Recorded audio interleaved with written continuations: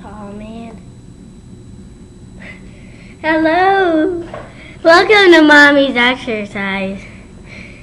Mommy, we're going to warm up today because that's helping you keep healthy. That's right. All right, everybody.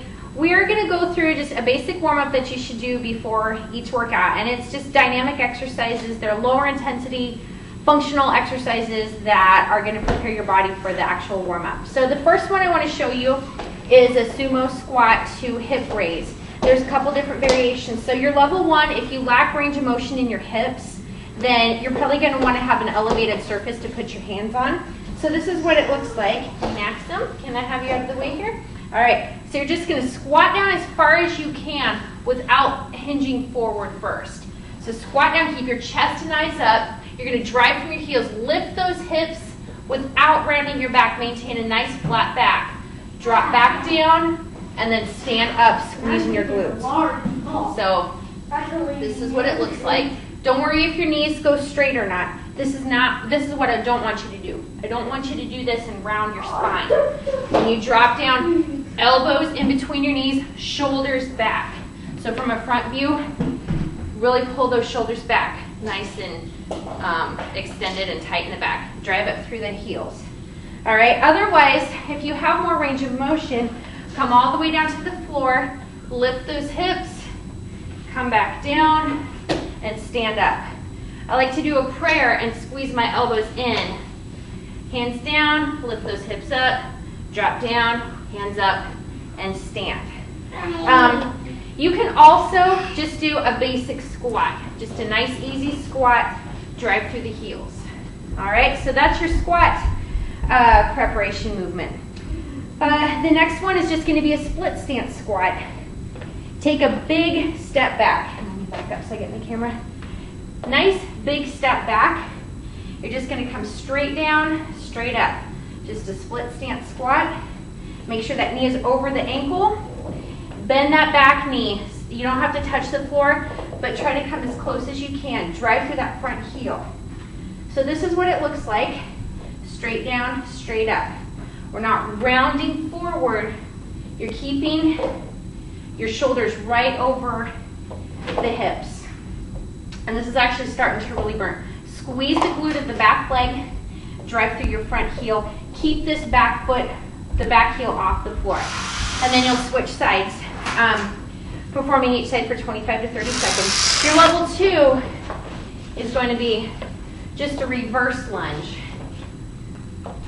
And then I'll show you a forward lunge for level 3, stepping forward, pushing back from the heel.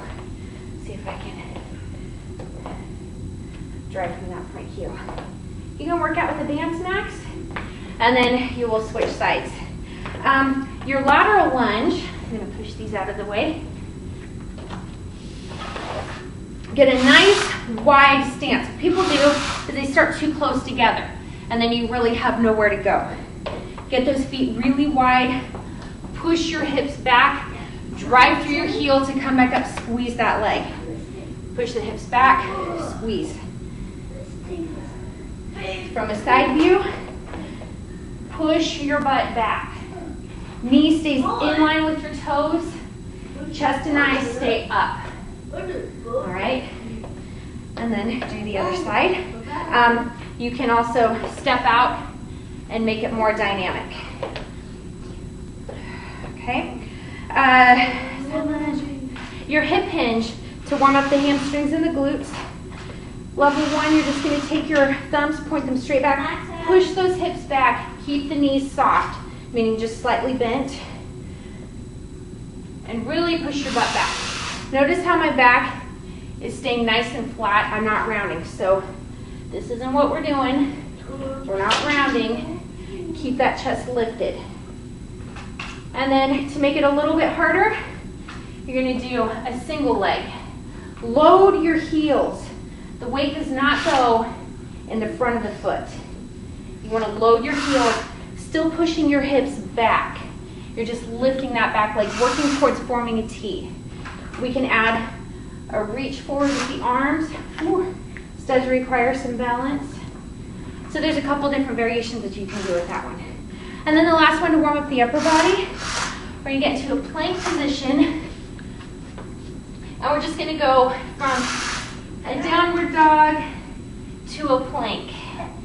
And Max likes to make this difficult for me.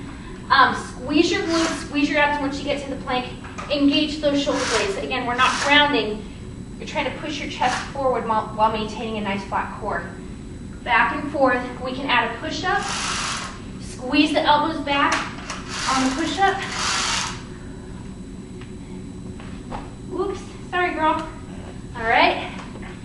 And that's pretty much just a quick basic warm-up. You can even add on a sort of cardio movement at the end, whether you want to do a jumping jack or a seal jack variation.